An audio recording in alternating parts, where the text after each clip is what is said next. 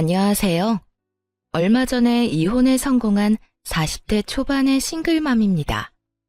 오늘 사연은 60 많은 시댁과 전 남편에 관한 이야기예요. 그들의 욕심이 스스로를 어떻게 무너지게 만들었는지 모두 이야기해 드릴게요. 남편과는 20대 후반에 만나 30대 초반에 결혼했어요. 솔직히 30대 초반에 결혼할 생각은 없었지만 아이가 생기는 바람에 어쩔 수 없이 결혼하게 된 상황이었죠. 아이 때문에 한 결혼이라 많은 것을 포기해야 했어요. 한 번뿐인 신혼여행조차 마음대로 갈 수가 없었죠. 멋진 유럽으로 가고팠지만 뱃속의 아이가 걱정되어 비행기를 탈 수 없었습니다. 그때 남편이 이런 이야기를 해줬어요. 내가 돈 많이 벌어서 나중에 우리 애랑 당신 해외로 꼭 여행 보내줄게. 신혼여행이라 생각하고 즐겁게 가자. 그러니까 너무 섭섭해하지 마. 고마워. 언젠가 꼭 해외로 여행 가면 좋겠다. 대신 우리 국내 여행이라도 많이 다니자. 아이에게 추억을 많이 쌓아주는 거야. 그런데 결혼 후에도 여행을 자주 가지 못했어요. 왜냐하면 남편의 벌이가 시원찮았거든요. 남편은 중소기업에 다니는 직장인으로 월급이 굉장히 적었어요. 저 역시 그렇게 돈을 많이 버는 직업은 아니었고요. 결혼식 때 뱃속에 있던 아이가 4살이 될 때까지 여행은 꿈도 꾸지 못했어요. 뒤늦게라도 신혼여행을 보내주겠다던 남편의 약속은 흐릿해져만 갔죠. 그런데 어느 날 친정엄마가 살짝 말했어요. 너 요즘 많이 힘드니? 내내 일에만 치여 살잖아. 너희 신혼여행은 이제 그냥 안 가기로 결정한 거야? 그런 거 아니야. 둘이서 돈을 모으고는 있는데 잘 안 모여. 매달 경조사비로 빠져나가서 어쩔 수 없는 것 같아. 애 다 키워놓고 나서라면 또 모를까. 너랑 김서방 둘 다 박봉이라 애 키우기 많이 힘들 거야. 그래도 이렇게 쫓기듯 사는 건 아니라고 생각해. 그럴수록 네 정신만 갉아먹힐 텐데. 엄마가 모아뒀던 돈 조금 나눠줄 테니까 신혼여행 다녀오렴. 갑자기 무슨 신혼여행이야. 괜찮아. 그 돈으로 엄마 먹고 싶은 거 먹고 사고 싶은 거 사. 내가 엄마를 보내줘도 모자랄 판에 어떻게 엄마 돈으로 어떻게 여행을 가. 그래도 딸이 염치가 있지. 내가 하고 싶은 게 바로 너 신혼여행 보내주는 거야. 가서 한 며칠은 편하게 쉬고 와. 그동안 우리 손녀딸은 내가 보고 있을게. 이제 나랑 많이 친해져서 그런지 잘 울지도 않지 않니? 엄마인 네가 없어도 일주일 정도는 견딜 수 있을 거야. 걱정하지 말고 김서방이랑 둘이 다녀와. 알았지? 솔직히 그렇게 말해줘서 너무 고마웠습니다. 엄마한테 미안하기도 하고 부끄러운 마음도 들었지만 그래도 기분은 좋았어요. 결혼 후 오랜만에 가는 여행이라 들뜨기도 했고요. 그렇게 여행사를 통해서 가이드를 끼고 유럽 여행을 가기로 했어요. 남편도 한껏 업되어서는 여행 전부터 유럽 간다고 여기저기 이야기하더군요. 이것저것 준비하면서도 얼굴이 싱글벙글했죠. 그런데 그 소식을 들은 시모가 매일 전체 메신저방에 문자를 보내기 시작했어요. 자기들은 해외 구경도 못 해봤는데 너무 부럽다며 징징거리는 내용을요. 에휴, 너희는 좋겠다. 그렇게 여행 갈 여유도 있고. 우리는 늙어서 이제 돈도 많이 못 벌고 여행 갈 일도 없는데. 여행하는 5박 7일 동안 그 비난의 정도는 점점 더 거세져 갔어요. 심지어 여행 마지막 날에는 시모가 대놓고 다그치기까지 했죠. 이 불효자식들이 자기들만 즐기고 어떻게 그럴 수 있냐면서요. 그러면서도 시모도 똑같은 곳으로 여행을 가고 싶다고 하더군요. 7일 내내 시모의 문자에 시달려 여행도 못 즐긴 남편과 저는 집으로 돌아오고 나서도 편하게 쉬지 못했습니다. 시모가 말한 대로 여행을 알아봐야 했거든요. 저희랑 똑같이 하고 싶다시길래 동일한 패키지를 골라 정보를 보내드렸죠. 첫 장에 빨간 글씨로 크게 계좌번호와 여행비를 적는 것도 잊지 않고요. 솔직히 그거 보고 시모가 바로 전화할 줄 알았어요. 비용을 대달라고 할 줄 알았거든요. 그런데 웬일로 아무 연락이 없더군요. 대신 남편을 통해 소식만 간간히 들려왔어요. 시모와 시부가 여행 갈 준비를 하느라 바쁘다고요. 옷도 사고, 액세서리도 사고, 신발도 사고. 여행 경비는 아직도 안 낸 것 같던데 신나게 준비만 하더라고요. 그때 시부모님은 우리가 그 돈을 내줄 거라고 생각하는구나 하고 확신했죠. 굳이 나서서 사실을 알려드리고 싶진 않았어요. 계속 그렇게 오해하시도록 놔두고 아무 말 안 했어요. 그러자 여행 당일 시모에게서 연락이 오더군요. 예, 오늘 여행 가는 날인데 비행기 티켓이 왜 아직 안 오니? 지금 시간 다 돼가는데 우리 못 들어가고 있다. 어떻게 확인할 방법이라도 없어? 어머님, 혹시 결제는 하셨어요? 무슨 결제를 말하는 거니? 여행 경비는 너희가 내주기로 한 거잖아.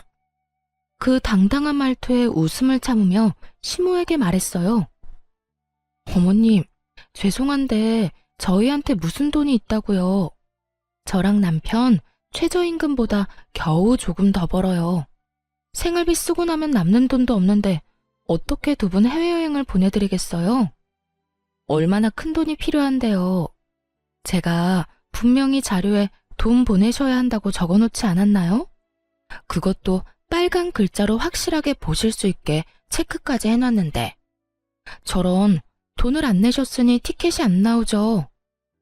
그럼 돈을 하나도 안 냈단 말이니? 어떻게 그럴 수가 있어? 우리는 당연히 너희가 돈 낼 거라 생각하고 있었는데. 정말 너무한다.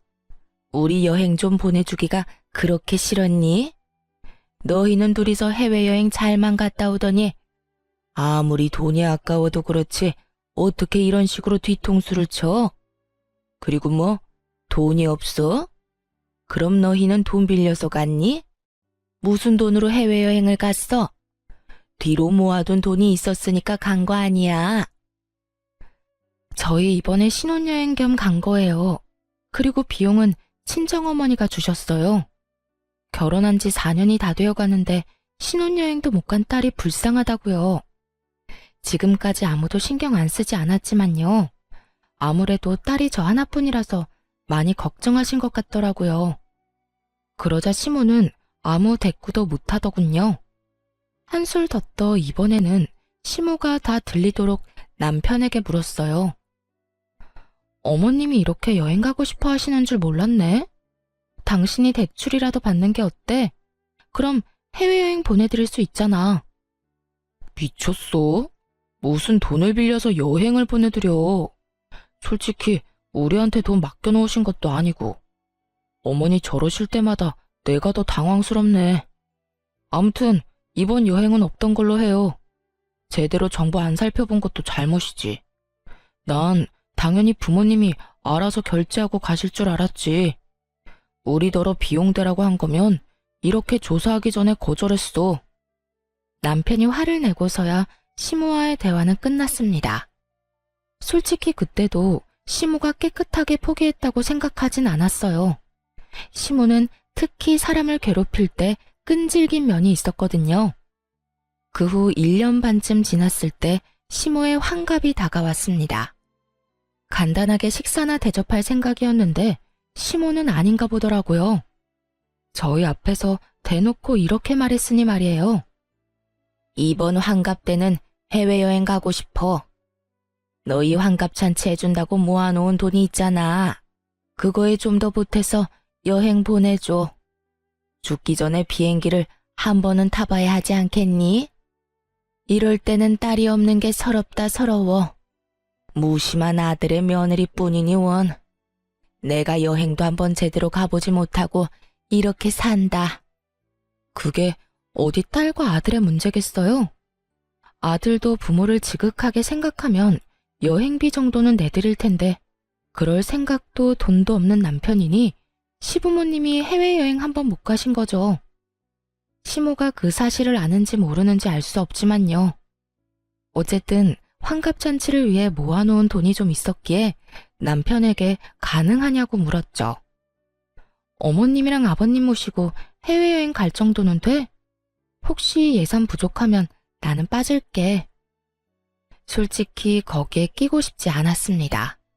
그런데 시모가 그러더군요. 네가 왜 빠져? 너도 같이 가야지. 그리고 이번 여행 계획은 꼭 네가 짜야 한다. 여행사에 다 맡기는 거 나 별로 안 좋아해. 알았지? 그 이야기를 듣는데 귀찮다는 생각만 들더군요. 그래서 시댁에서 돌아오자마자 남편에게 말했어요. 두 분 모시고 가는 여행 계획 당신이 세워.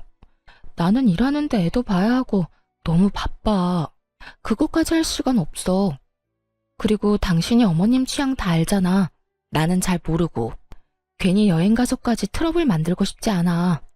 그러니까 당신이 다 계획 짜고 어머님께 보내드려. 그렇게 남편이 모든 계획을 짜고 시모에게 계획표를 전달했어요.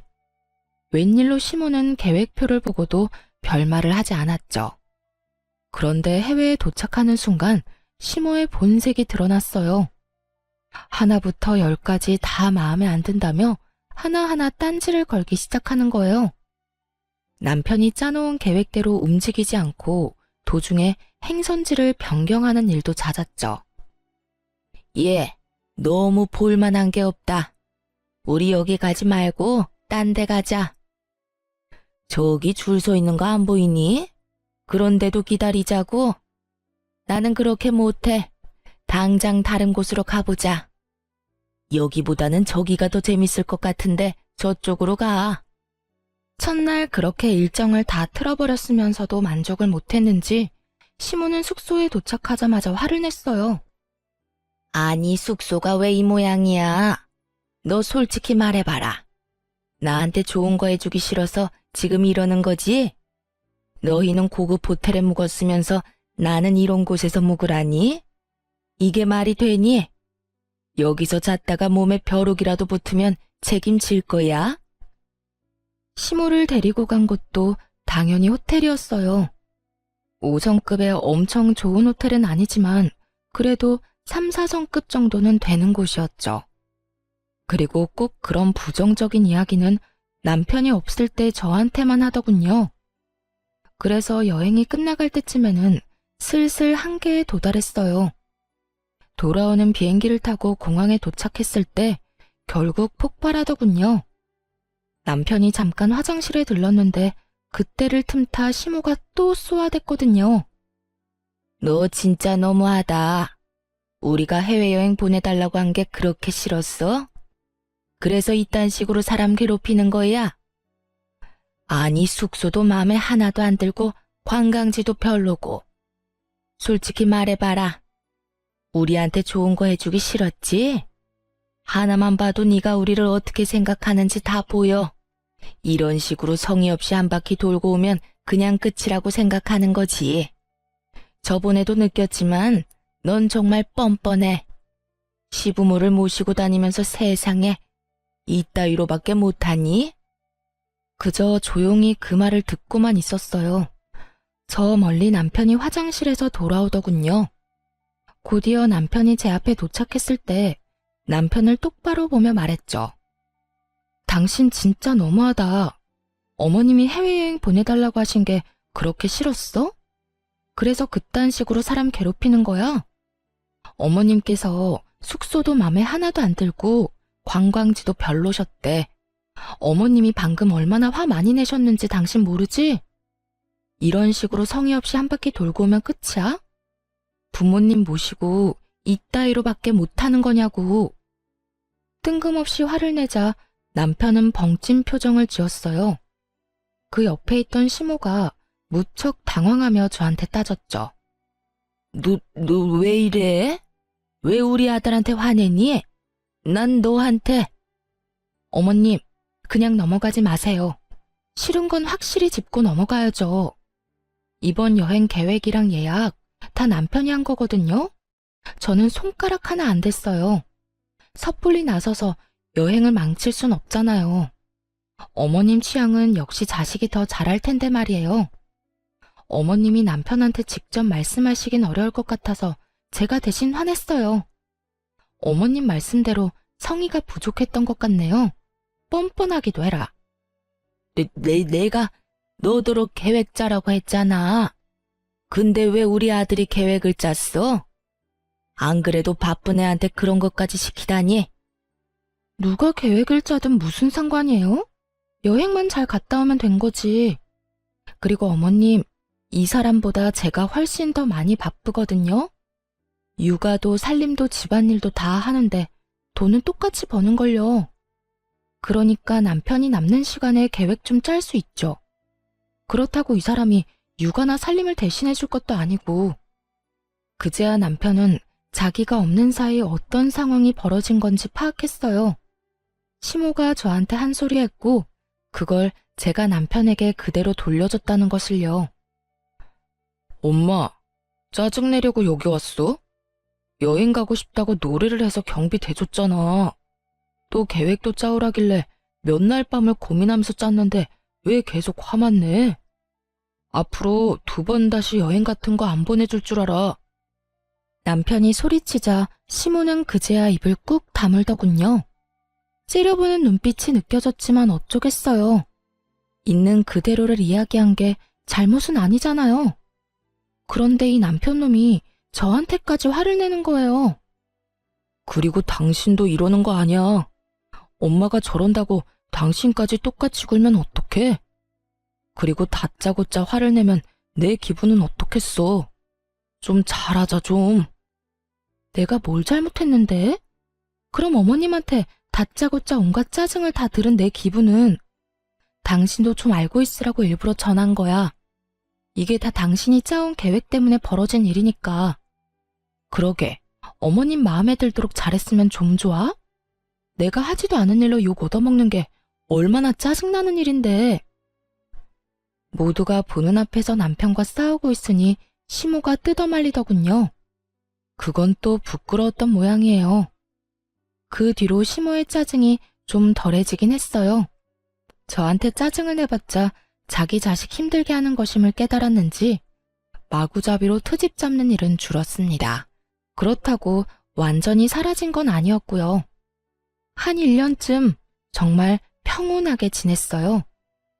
남편도 시모도 제 속을 긁지 않고 잘 지나갔죠. 그런데 문제는 친정엄마였어요. 원래부터 몸이 좀 약하신데 뇌경색을 살짝 한번 앓으셨거든요.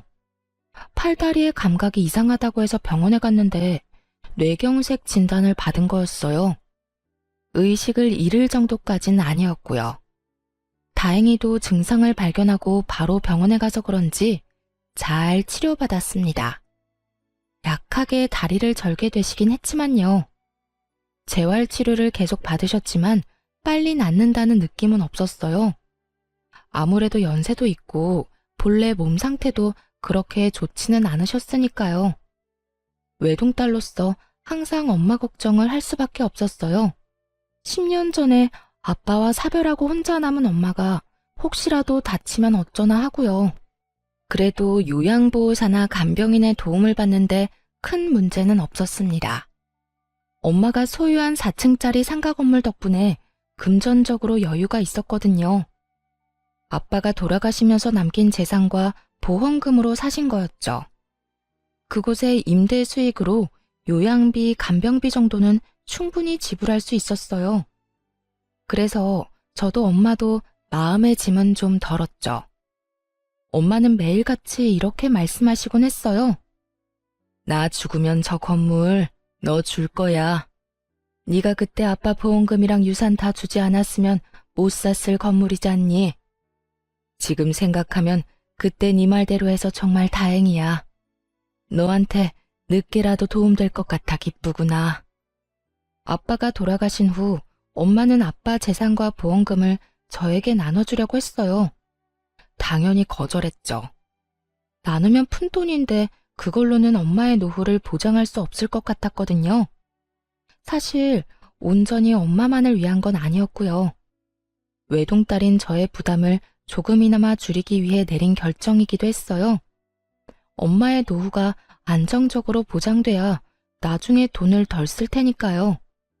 그래야 시댁에서도 고깝게 생각 안 하죠. 그 덕분에 엄마는 그 상가 건물을 마련하셨어요. 그리고 언젠가 제가 상속받을 테니 어찌 보면 투자한 거라고 칠 수도 있겠죠. 당장 돈을 만질 수는 없지만 지속적으로 엄마에게 수익을 드리고 미래까지 보장한 좋은 결정이었다고 지금도 생각하고 있었어요. 엄마가 아프시고 나서는 시간 날 때마다 대신 건물을 관리하게 됐어요. 그러다 상가 건물의 1층 점포가 비었을 때 뜻밖의 연락을 받았죠. 예, 사부인이 가지고 있는 건물 1층에 상점 빠졌던데 거기 지금 점포 구하고 있지? 아, 네. 빨리 채워넣기는 해야 하는데 상황이 좀 여의치 않아서요. 어떻게 할지 고민 중이신 것 같더라고요. 일단 두리뭉실하게 말했어요. 그 점포를 당장 채울 생각은 없었거든요. 어머니도 같은 의견이었고요. 물론 이유는 다 따로 있었죠. 그러면 우리가 거기 들어가면 안 되겠니? 너도 알다시피 우리 지금 반찬 가게 하려고 생각 중이잖아. 아무래도 이번에는 잘 될 것 같아서 말이다. 저번에는 목이 안 좋아서 망한 것 같은데 그쪽은 꽤 사람이 많이 다니니까. 그런데 열면 우리 가게도 번창하겠지. 안사돈한테 한번 물어봐 줄래? 일단 여쭤보긴 할게요. 시모는 아주 행복한 상상에 빠져 있더군요. 시모에게 장사 소질이 없다는 건 주변 사람 모두가 알고 있는 사실이었어요. 당사자만 모르고 있었죠. 가게가 망한 이유를 남 탓으로만 돌리니 미련을 못 버리고 계속 도전하는 거였고요. 엄마, 시댁에서 1층에 들어오고 싶다는데 좀 그렇지? 아무리 그래도 2층 사장님 생각하면 절대 안 돼. 원래 사돈 간에 이런 거래는 하는 거 아니야. 혹시라도 못 볼 꼴 보면 어쩌려고. 게다가 지금 상황이 좋은 것도 아니잖니. 무턱대고 1층에 점포 들였다가 또 무슨 일 날 줄 알고. 친정엄마가 그렇게 말하는 이유가 있었어요. 이전 1층 가게 사장님이 계약 기간을 다 못 채우고 중도에 나갔거든요. 그 이유는 2층 사장님 때문이었어요. 매번 만날 때마다 다투더니 결국 참다 못한 1층 사장님이 먼저 나가버린 거예요. 2층 사장님과의 계약은 앞으로 9개월 정도가 남아 있었고 엄마와 전 2층을 내보내기 전까지 1층에 가게를 받을 생각이 없었죠. 솔직하게 말해서 시댁에 괜한 꼬투리 잡히기 싫어서 거절하기로 한 거였어요. 어머님, 친정어머니한테 말씀드려봤는데 아무래도 안 될 것 같아요. 사실 상황이 좋지가 않거든요. 다른 곳을 알아보시는 게 어떨까요? 조심스레 거절의 말을 건넸는데 돌아온 건 시모의 냉랭한 대답이었죠. 상가 그거 하나 갖고 있다고 유세는? 아니 사람 있는데 비워달라는 것도 아니고 아무도 없는 곳에 좀 들어가겠다는데 뭐가 잘나서 그렇게 고가워? 그래, 네가 우리 집을 어떻게 생각하는지 잘 알았다. 그러고는 전화를 뚝 끊더군요. 이럴 때는 시댁과 친정이 같은 지역에 있어서 참 짜증났어요. 아예 멀리 떨어져 살고 있었다면 점포 자리를 달라는 말도 없었을 텐데. 한숨이 나오긴 했지만 그래도 다행이라 생각했어요. 엄마가 그런 시모와 마주하지 않아도 된다니 안심이었죠. 그런데 며칠 뒤 친정엄마에게서 묘한 소식을 들었어요. 예, 안사돈 대체 왜 그러신다니? 세상에, 사람을 완전 쓰레기로 만들어서 소문내고 다닌대. 설마 내가 점포 안 내줬다고 그러시는 거니? 어떻게 앞뒤 사정 다 끊어먹고 그딴 식으로. 아, 엄마가 지금 기가 차서 말도 안 나온다. 평생 남한테 나쁜 짓 안 하고 살았는데 이게 무슨 일이니? 주변 사람들한테 전화로 그런 소문들을 들으니까 정말 미치겠어. 그게 무슨 소리야? 시어머니가 뒤에서 엄마 욕하고 다닌다고? 알아보니 친정엄마 동네 근처에 소문이 났더군요. 엄마가 사돈댁 무시하고 자기만 잘 살려고 한다고 가족 도울 줄도 모르는 피도 눈물도 없는 사람이라고 말이죠. 그 이야기를 전해 듣는데 화가 확 나더라고요. 마치 일부러 안 도와준 것처럼 몰아가서 엄마는 병원까지 다니실 정도였어요. 스트레스로 밤에 잠도 잘 못 주무셨고요. 그래서 남편에게 먼저 이야기했죠. 당신 나랑 이야기 좀 해. 어머님 점포임대 문제 때문에 그래. 그거 우리가 일부러 안 해주는 거 아니거든? 그런데 어머님도 정말 너무하셔. 어떻게 온 동네에 그렇게 나쁜 소문을 다 내고 다니실 수가 있어. 일부러 안 해주는 거 맞잖아. 아니야? 당장 사람이 있는 것도 아니고 계약된 상황도 아닌데.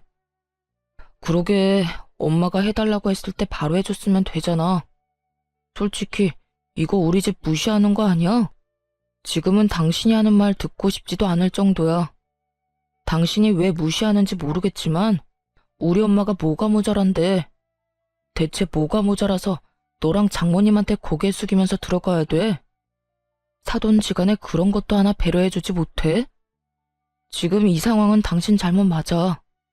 시댁 무시하고 자기들 이득대로만 하는데 당연히 소문나는 거 아니야? 만약에 엄마한테 상가 자리 안 주면 솔직히 나 당신이랑 이혼할 생각도 하고 있어. 그리고 동네 싹 다 까발릴 거야. 당신 어머니랑 당신이 얼마나 이기적이고 자기 생각만 하는 사람인지. 미쳤어? 당신이 뭔데 그런 짓을 해? 그리고 이게 이혼까지 갈 일이야? 지금 생각해보니까 당신도 웃긴다. 언제부터 그렇게 효자였어?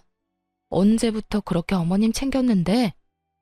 여태껏 나한테 다 맡겨놓고 자기는 혼자 편하게 지내더니 왜? 그거 안 해줬다는 소리 들으니까 없던 효심이 막 생기는 것 같아? 그리고 우리가 거절한 데는 이유가 있다고 몇 번을. 아, 됐어. 당신이랑 더는 말 섞고 싶지 않아. 엄마 가게 계약이나 빨리 해줘. 그거 안 해줄 거면 나 볼 생각하지 마. 남편 놈은 그렇게 말하고 나가버리더군요. 하고 싶은 말이 많았는데 저렇게 내빼듯이 도망가다니 정말 열받았어요. 그런데 속에 천불이 나는 일은 그 다음날 생겼죠. 상가 건물 4층에 있는 친정엄마 집에 들렀던 날이에요. 거기 창가에 있으면 밑에서 하는 얘기가 다 들리거든요. 그런데 갑자기 심우와 남편의 목소리가 들리는 거예요. 여기 왜 왔나 싶기도 하고 도대체 거기서 무슨 이야기를 하나 궁금하기도 했죠. 그래서 귀를 기울여 들었더니 말도 안 되는 이야기를 하고 있더군요. 엄마, 걱정하지 마. 내가 와이프한테 딱 잘라서 말해놨어. 그거 안 해주면 이혼하겠다고. 분명히 조만간 연락해서 들어오시라고 할걸. 야, 조용히 좀 해. 그런 이야기를 왜 여기서 해? 걱정 마.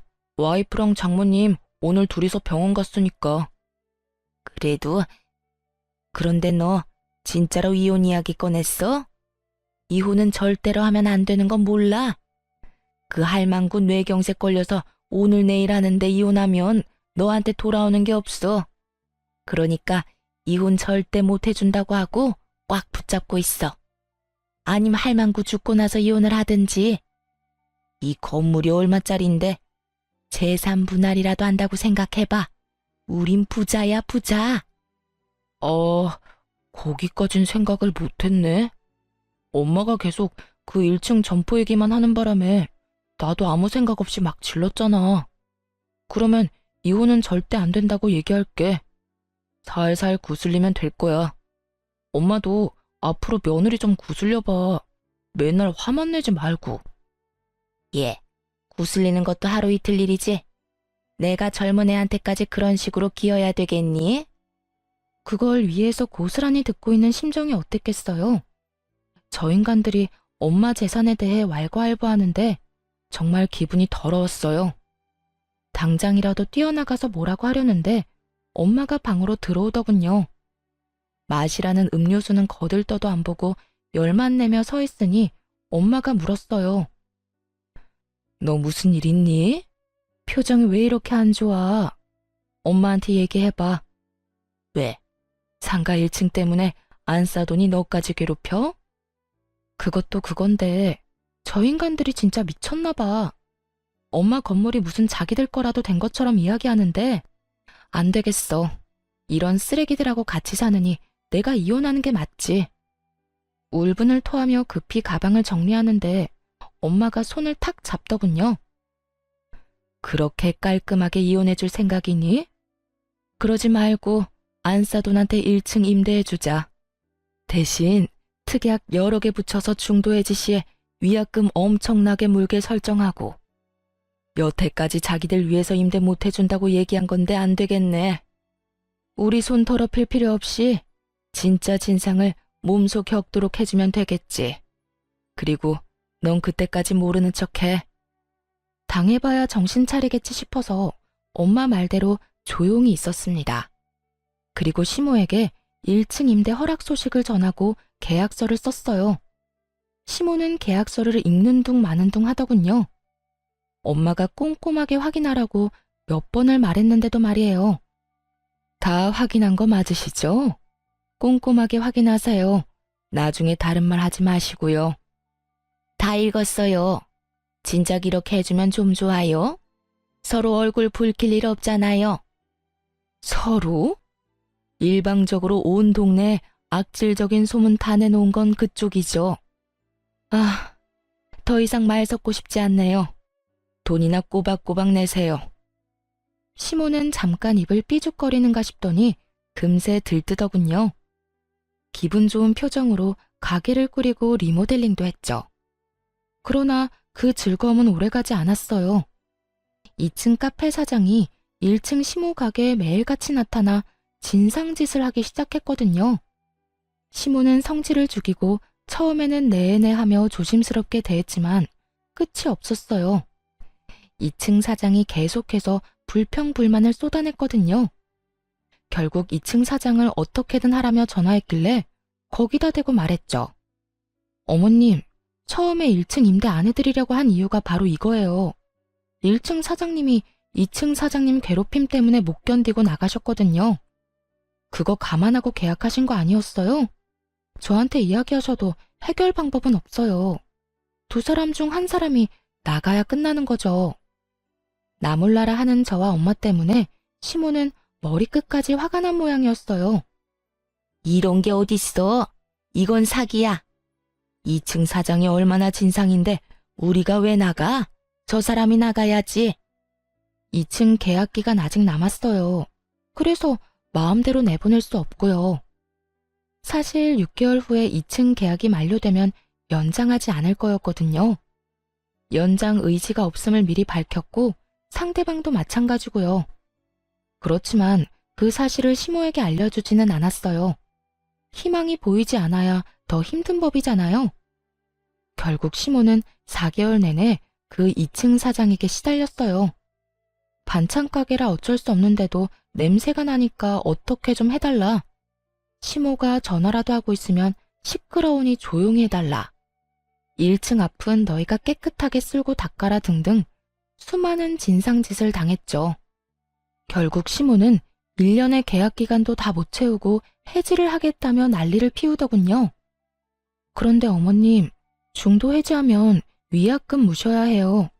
보증금만큼 내셔야 하는데 가능하시겠어요? 어려우실 것 같으면 여기 대신 들어올 사람 찾든지요. 여길 누가 들어와? 저런 진상이 있는데. 너 다 알고 나한테 상가 임대한 거지? 무슨 소리세요? 처음에 거절한 건 저희 쪽이잖아요. 그런데 동네에 소문 다 내서 결국 상가 임대하도록 만든 건 어머님이고요. 그런 짓 저지르시고도 또 제 탓을 하세요? 시모는 대꾸할 말을 찾지 못했어요. 그 이후로 열심히 1층 상가에 들어올 사람을 찾았지만 아무도 없었어요. 당연한 이야기였죠. 시모가 여기저기 말하기도 했고 친정엄마도 열심히 소문내고 다녔거든요. 결국 사람을 구하지 못해 점포를 빼려면 위약금을 물어내야 할 판이었죠. 그러자 시모와 남편이 저와 엄마를 찾아와 난리를 피우더군요. 이거 어쩔 거야? 난 위약금 못 내. 내가 거기에 들인 돈이 얼만데. 돈 벌지도 못하고 적자만 한가득인데 왜 위약금까지 내야 해? 계약서에 사인하실 때 꼼꼼히 읽어보라고 말씀드렸잖아요. 다 읽고 도장까지 찍은 마당에 안 주시면 저희는 법대로 하는 수밖에요. 사부인, 내가 부탁 좀 할게요. 제발 이 돈 좀 까주세요. 없던 일로 해달라고요. 응? 우리 사이에 이러기에요? 장모님, 부탁드립니다. 저희 부모님 지금 한 푼도 없으세요. 위약금 물돈 없어요. 그 보증금은 두 분 노후 자금이라고요. 남편과 시모가 애원하자 엄마가 말했어요. 그래?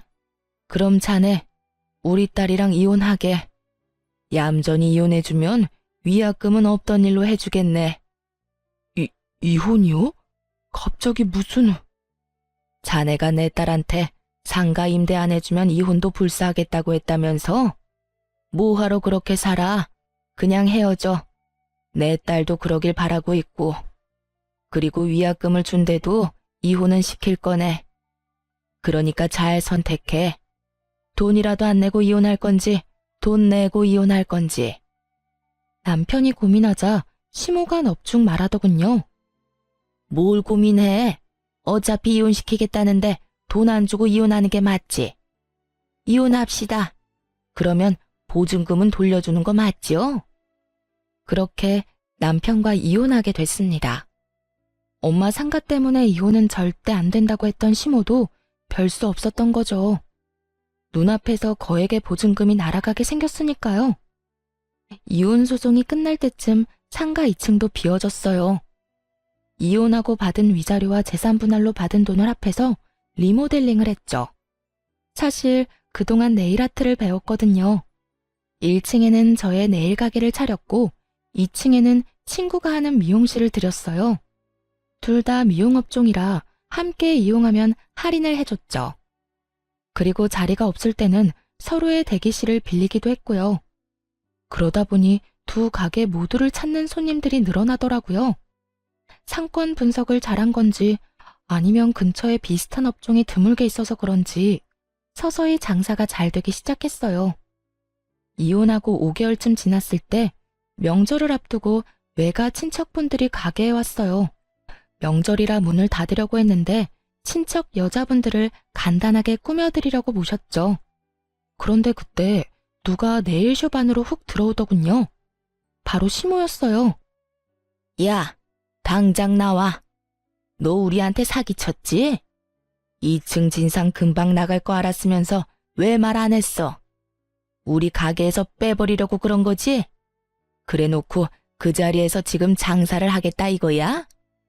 여기 내가 계약한 곳이었어.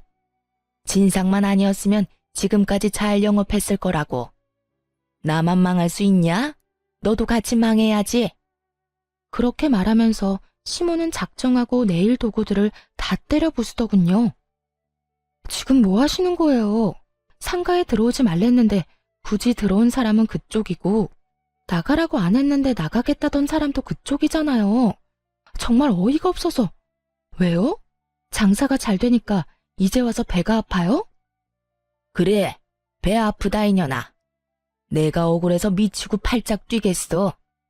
어떻게 장사 잘하던 사람 내쫓아놓고 여기서 네가 직접 장사를 해? 이 사람들은 그거 알고 여기 와서 손톱질하고 있어? 다들 잘 들으세요. 이 여자 정신 나간 년이에요. 멀쩡하게 일하던 사람 쫓아내놓고 자기 이속이나 챙기는 싸가지 없는 년이라고요. 그런 여자한테 손톱 손질받아서 뭐해요? 당장 가세요. 이 여편 내가 정신이 나갔나? 지금 누구한테 이년저년이래? 우리 시조카가 왜 당신한텐 연소리를 들어? 이 가게가 아줌마 것도 아닌데 정신 나간 소리 하는 것 좀 봐. 이거 치매 걸린 거 아니야?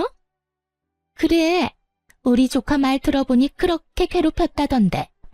오늘 사람 환장하게 하는 거 보니까 더하네. 한두 번 해본 솜씨도 아닌 것 같고. 깽판을 치고 싶으면 당신 집에서나 해. 아니면 내가 아줌마 가게 가서 깽판이 뭔지 보여줘? 어디서 애를 잡아? 나이는 대체 어디로 처먹은 거야? 이런 걸 그냥 놔둔 걸 보니 언니가 참 마음이 약해. 나 같았으면 다리 몽둥이라도 하나 부러뜨렸겠다. 어디 한번 병원 신세 지도록 만들어줘? 무시무시한 우리 외숙모와 이모의 말에 시모가 깜짝 놀라더라고요. 안에 그저 사람이 많으니 깽판치기 좋겠다 싶어 들어왔겠죠. 가족인 줄도 모르고 말이에요. 놀란 시모가 주춤거리는 사이에 엄마가 나와 말했어요. 이제 우리하고 남 아니에요? 왜 여기 와서 소란을 피워요? 오늘 부서진 것들 모두 계산해서 변상하세요. 여기 CCTV 달린 거 보이죠? 변상 안 해주면 경찰에 신고하든 고소하든 할 테니까 각오하고 있어요. 결국 시모는 가게에서 도망치듯 나갔어요. 변상은커녕 땡전 한 푼도 없는 게 분명했죠. 나가는 뒤통수에 대고 동네 사람들 들으라고 크게 말했어요. 이혼시킨 전 며느리 가게가 잘 돼서 배 아픈 건 알겠는데 이런 식으로 와서 깽판치고 다 부숴놓고 가면 안 되죠. 또 진상짓 하면 경찰에 연락합니다. 그렇게 말하자 옆 앞가게에서 무슨 일인지 빼꼼히 목 빼고 구경하더군요. 그런 시선을 도저히 견디기 힘들었나 봅니다. 시모는 고개를 푹 숙이고 손바닥으로 얼굴을 가리며 도망가듯 떠났어요. 한 번만 더 이 근처에 오면 경찰에 바로 신고할 거예요. 그 이후 시모는 근처에 얼씬도 하지 못했어요. 소문을 들어보니 쪽팔려서 집 밖으로 나오지도 못하고 있는 것 같더군요. 친한 지인들에게 전해 들었겠죠. 전 며느리 가게 잘 되니 가서 진상 부린 전 시모로 소문 쫙 났다고 말이죠. 이 동네에 그 소문을 모르는 사람이 없었거든요. 정말 고소했어요. 친척분들이랑 다 같이 모여서 깔깔 웃었다니까요. 꽁지 빠지게 도망가는 그 모습을 보니 어찌나 속이 시원하던지. 만약 그때 안에 있던 사람들이 진짜 손님들이었으면 아찔했겠지만 다행히 놀러온 친척분들이었기에 웃고 넘길 수 있는 해프닝이 됐죠. 덤으로 시모를 더 쪽팔리게 만들 수도 있었고요. 가게는 계속해서 잘 되었어요. 하지만 좋은 일이 있으면 나쁜 일도 있는 법이죠. 친정엄마가 화장실에 가려고 침대에서 걸어 나오다가 발이 꼬여 넘어진 거예요. 밖으로 나오기 힘들 정도의 밤마비 증상 때문이었죠. 엄마를 발견했을 때는 이미 많이 늦은 상태였어요. 하필이면 그때 잠시 마트에 가서 장을 보고 왔거든요. 머리를 찌으신 건지 피가 많이 났어요. 그렇게 골든타임을 놓쳐버렸고 엄마는 혼수 상태로 계시다 곧 돌아가셨어요. 엄마가 돌아가시고 가장 후회되는 게 함께 여행 한번 못 가본 거였어요. 어릴 때는 친구들과 노느라 함께하지 못했고 결혼 후에는 살림하고 애 키우느라 함께하지 못했고 이제야 겨우 남편과 시댁에서 벗어났는데 이런 일이 벌어질 줄 누가 알았겠어요. 큰 슬픔과 아픔에 빠져 가게를 보름 넘게 열지 못했습니다. 그래도 계속 쉴 수는 없잖아요. 마음의 정리가 아직 덜 된 상태로 가게 문을 열었는데 전 남편이 찾아왔더군요. 정말 만나고 싶지 않은 사람이었어요. 보는 순간 확 밀려온 구토감을 참느라 죽을 뻔했죠. 장모님 소식 들었어. 몸은 좀 괜찮아? 그래도 전부인이라고 신경 써주나 싶어서 최대한 감정을 누르고 말했어요. 괜찮아. 그런데 무슨 일로 왔어? 장례식은 다 끝났는데? 당신이 힘들까봐 와봤지.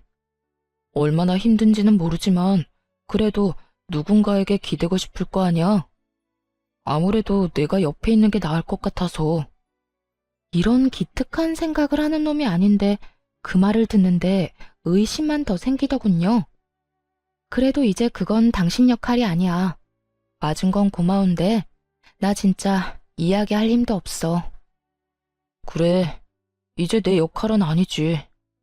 하지만 잘 생각해봐. 우리가 헤어진 게 어디 우리 둘 때문이겠어? 아니잖아. 우리 엄마 때문에 다 이렇게 틀어진 거잖아. 나 생각 많이 해봤어. 당신이랑 다시 합치고 싶어. 왜 남들 때문에 이혼해서 이렇게 따로 살아야 해? 그때 그 일 아니었으면 우리 지금쯤 이혼 안 하고 잘 살고 있었을 거야. 지금 무슨 헛소리 하는 거야? 우리가 이혼을 한 건 당신이랑 당신 엄마 때문이지. 나는 엄마한테 당한 것 뿐이야. 재혼하면 우리 엄마하고는 영 끊고 살면 돼. 진짜 지독한 사람인 거 나도 잘 알고 있으니까. 요즘 하는 거 보면 진짜 정신 나간 사람 같아. 완전 치매 걸린 노인이 따로 없다니까. 제정신이 아니니까 자식을 이혼시킨 거겠지. 그리고 아직도 잘 되지도 않는 장사하겠다고 돈을 얼마나 쓰는지. 그때 받아간 보증금이 이제는 한 푼도 없어. 이제 와서 나더러 부양하라는데 내가 왜 해? 엄마 때문에 내 인생도 이렇게 망했는데. 이혼남 신세 돼서 지금 앞가림도 못하는데 말이지. 그래서 당신 찾아온 거야. 나 진짜 우리 엄마지만 정 떨어져서 같이 못 살겠어. 왜 그렇게 진상짓을 더 못해서 안달이 난 걸까? 전 남편은 시모를 열심히 욕하며 제가 공감하기를 바라고 있었어요. 하지만 머릿속에 한 가지 생각밖에 안 들었죠. 이놈은 엄마 건물이 내 것이 되자마자 찾아왔구나. 지금도 여전히 우리 엄마 건물만 보고 있는 거예요. 그러니 재결합을 하겠다는 뻔뻔하고도 무시무시한 소리를 하는 거고요. 분노로 몸이 떨렸지만 최대한 참았습니다. 눈동자만 슬쩍 움직여서 가게 안에 설치된 CCTV를 슬쩍 쳐다봤죠. 다행스럽게도 녹화가 잘 되고 있더라고요. 저번에 난리를 피우고 간 시모 때문에 녹음까지 되는 CCTV로 바꿔놨거든요. 그걸 확인하고 헛소리를 늘어놓는 전 남편에게 말했어요. 웃기고 있네. 네가 내 생각이 나서 여기 왔겠어? 너 우리 엄마 건물 때문에 나한테 온 거 눈치 다 깠거든? 엄마 돌아가시자마자 찾아온 거 보니 너도 참 대단하다. 우리가 당신 어머니 때문에 틀어졌다고? 그거 착각이거든? 나는 너희 모자가 우리 엄마 건물 두고 소곤소곤 이야기할 때부터 이혼하고 싶었어. 맘대로 이 건물을 너희들 것처럼 여길 때부터. 그걸 다 들었다고? 어떻게? 그래, 내가 하나부터 열까지 싹 다 들었지. 그때 생각하면 아직도 온몸이 부들부들 떨려. 인간 같지도 않은 쓰레기들 어떻게 해야 잘 처리했다고 소문날까 고민 좀 했지. 근데 뭐 알아서 분리수거되러 쓰레기통에 들어가던데. 그 가게 일부러 너희 엄마한테 준 거 맞고 일부러 특약 그렇게 넣은 것도 맞아. 다 알면서 2층 사람 진상인 것도 2층 계약 종료일 다가온다는 사실도 말 안 했어. 혹시나 이혼할 때 피곤하게 할까봐 걱정했는데 돈이 걸리니까 바로 해주더라. 그래놓고 뭐? 너희 엄마 때문에 우리가 이혼을 했어? 네 엄마 탓이 절반이고 네 탓도 절반이야. 어디서 청렴결백한 척이야? 네가 양심이라는 게 있으면 적어도 엄마 돌아가시자마자 쳐들어오는 건 피했어야지. 안 그래도 엄마 돌아가시고 싱숭생숭해서 힘든데 열받아 죽겠잖아. 쓰레기야, 어떻게 책임질래? 어? 내 기분 어떻게 책임질 거야? 여기서 더 이상 나 화나게 하지 말고 지금 당장 내 눈앞에서 꺼져. 단호한 축객령에 전 남편은 뒤도 돌아보지 않고 쫓기듯 가게에서 나갔어요. 모자지간 아니랄까봐 시모와 똑같은 모습이었죠. 그런데 그 모습을 보고 있으니 열불이 덧뻗치더군요. 잠깐 고민하다가 좋은 생각이 나서 CCTV 영상을 확인했어요. 그리고 전 남편이 시모 욕하는 장면을 따서 시모 연락처로 보내줬죠. 혹시나 못 볼까봐 시부 연락처로도 보냈고요. 건물이 탐나서 불효막심하게 자기 엄마 욕하는 망할 놈. 그런 놈이 바로 당신 자식이라고 보여주고 싶었거든요. 저와 헤어지고 갈 곳 없어서 시모 집에서 신세진주제에 말이죠. 얼마 지나지 않아 길에서 전 남편과 시모가 박터지게 싸웠다는 소식을 들었어요. 그걸 직접 목격한 호프집 사장님이 이야기해줬거든요. 동영상이 아주 잘 전달되었나 봐요. 그 할망구가 그날은 완전 눈이 돌았더라니까. 평소에는 그렇게 아들 감싸고 돌더니 말이야. 아들한테 네가 지금 전 며느리한테 그런 말할 군번이냐고. 엄마 집에서 먹고 자고 들러붙어 있는 주제에 어떻게 그러냐고 하더라. 뭐 아들이 엄마 치매 걸렸다느니 진상이라느니 그런 말까지 했다며? 아주 고래고래 고함을 지르는데 늙어서 힘도 없는 할매가 목소리는 얼마나 큰지. 주변 가게에서 다 나와봤지 뭐야. 근데 자식놈도 한마디를 안 지더라. 그때 억지로 가게에 쳐들어가지만 않았어도 자기가 엄마 밑에 안 붙어 있었을 거라고. 다 엄마 탓이니까 책임지는 게 맞다고 얼굴에 철판도 안 깔고 말하더라고. 참나, 두 모자가 똑같더만. 소식을 전해준 호프집 사장님에게 그저 조용히 싱긋 웃어 보였어요. 예상한 대로 두 사람이 확 찢어졌더군요. 그 뒤에는 전 남편이 전시댁에서 쫓겨났다는 이야기를 들었어요. 모아둔 돈도 없이 나가서 뭘 어쩔지는 모르겠지만 무슨 상관이겠어요. 이제는 더 이상 찾아오지 않을 거라는 걸 알기에 마음이 후련했습니다. 욕심 때문에 인생 제대로 꼬여버린 두 사람의 이야기 어떠셨나요? 지금까지 제 이야기 시간 내서 들어주셔서 감사합니다. 좋은 하루 되세요.